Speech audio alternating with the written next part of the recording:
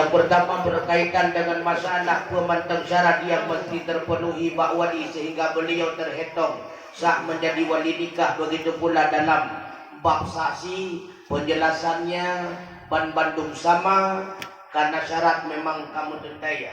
Yang pertama berislam, balik, makai, merdeka, laki-laki adalah, maka perkara adalahnya itu yang sulit kita dapati dalam kehidupan nyata, karena menurut penjelasan daripada Abi Cenderung orang baru kira bin adalah melengkapi 5 buah kriteria.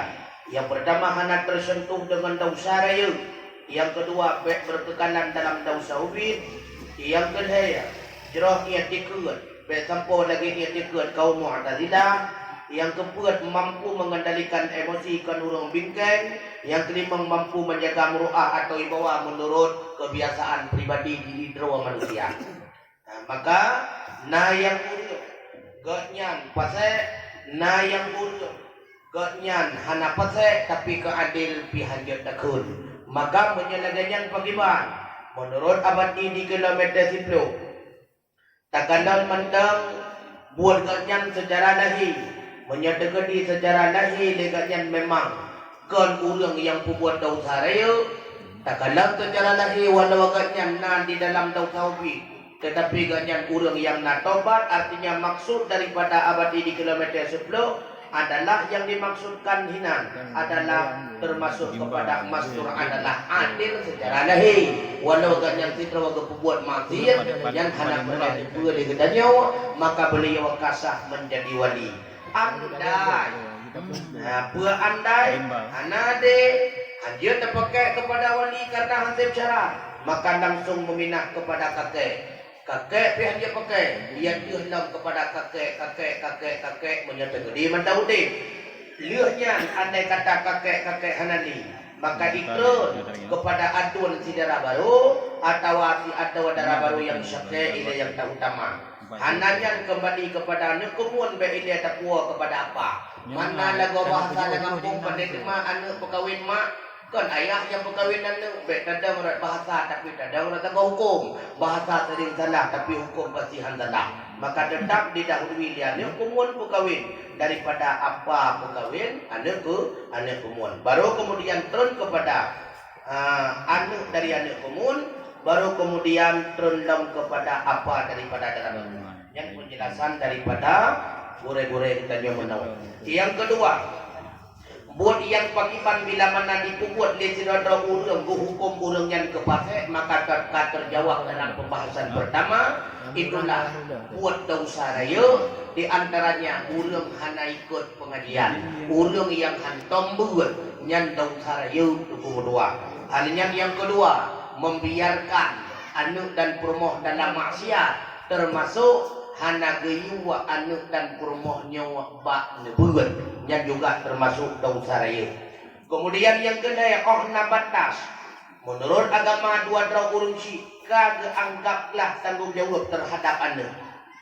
Geanggaplah dua urang syik tanggung jawab kepada anak. Pada penjelasan menau yang pertama gebi nafkah berupa makan, tempat tinggal dan pakaian, batasan wate sampo balik. Kabale kabeh batasan menyeindang sampo ke penikah menurut Imam Syafi'i, menurut Imam Malik menyeani indang sampo kaidukul lilakawa. Dan wajib pula gedidik anak dalam bidang ilmu agama. Menurut Abah di Sukun, gepurnawa yang pertama kaitan peturi Allah Ta'ala menurut yang bahasa Nemir. Yang kedua taputuri Rasul juga dengan bahasa Anumir. Kemudian tak pernah tata cara semayang, tayuwa semayang ba usia 7 tahun, batasan M 7 tahun, wate kaumu 7 tahun maka tuyo poh tapi poh dalam bidang pendidikan. Kemudian masalah selanjutnya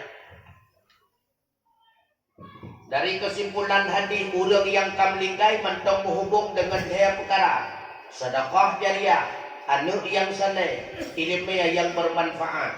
Maka sedekah jariah dari daya gure kita sama kesimpulan itulah wakaf karena lam wakaf harta senantiasa kekal.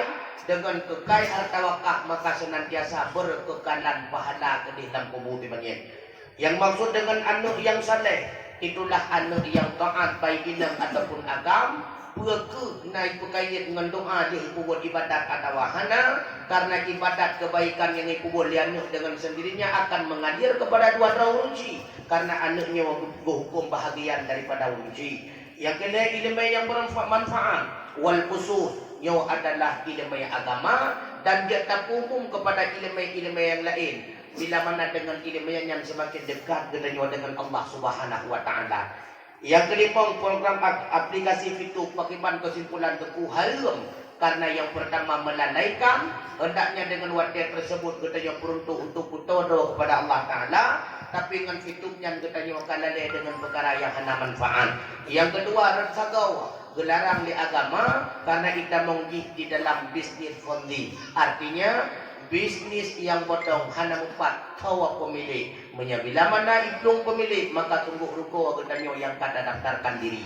Yang kedua hana izin pula bak negara daripada OJK, rad agama hana gebi izin, rad nangkrau hana gebi izin, maka cok kesimpulan program aplikasi YouTube harum untuk dua.